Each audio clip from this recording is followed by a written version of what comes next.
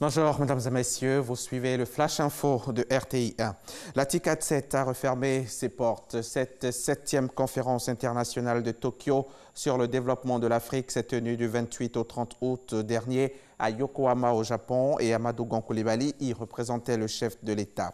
Le Premier ministre était accompagné de nombreux ministres, dont Bruno Nabagné-Koné, le ministre de la Construction, du Logement et de l'Urbanisme, qui a pris part à un panel sur le développement urbain durable en Afrique. Cheikh Koné Aboubakar nous en dira plus tout à l'heure dans le 13h. Le 25 août dernier, le gendarme Anderson Tiekou a été abattu à Yopougon par des membres d'un syndicat de transporteurs.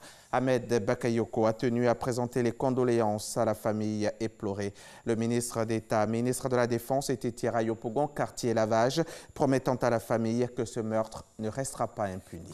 Abou Sanogo.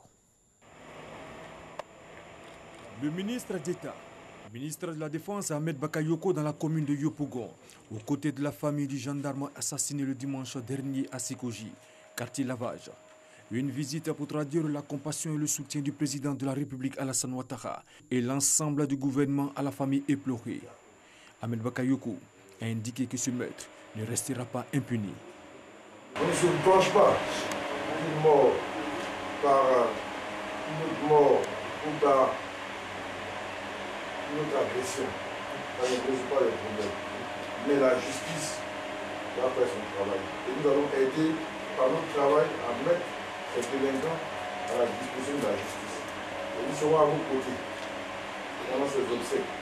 Ahmed Bakayoko a aussi annoncé l'arrestation de 3 individus, les autres étant activement recherchés.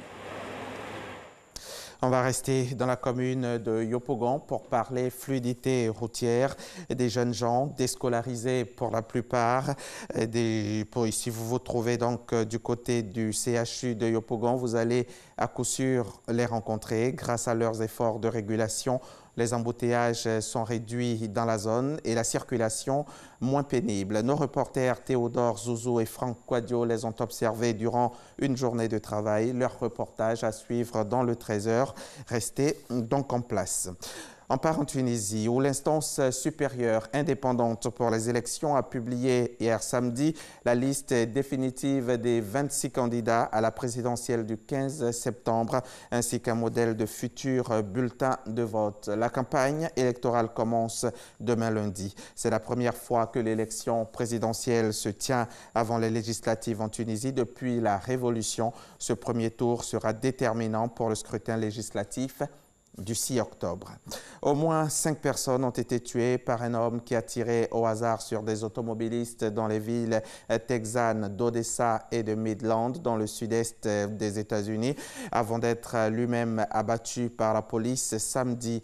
La fusillade a débuté à un barrage de police. Le tireur a par la suite ouvert le feu au hasard sur des automobilistes et a pris en otage un camion de la Poste.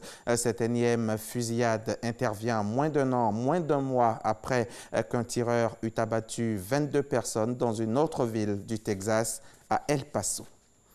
L'ouragan Dorian, qui a atteint les catégories 4 sur 5, doit frapper les Bahamas et les côtes américaines dans les prochaines heures. La Floride, mais aussi 3 autres États.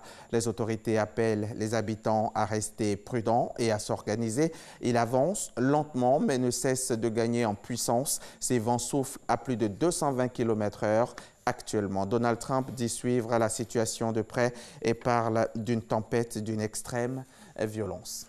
Et voilà, c'est la fin de ce flash. Mais avant de nous quitter, sachez que tout à l'heure à 13h, dans le cadre du magazine du dimanche, je recevrai M. Ngueta, professeur Ngueta Assanvo Simon-Pierre, directeur du laboratoire de génétique à l'université Félix Houphouët-Boigny d'Abidjan, professeur titulaire de génétique et amélioration des plantes. Avec lui, nous parlerons de l'importance des semences agricoles. Restez donc avec nous, c'est à 13h. À tout à l'heure.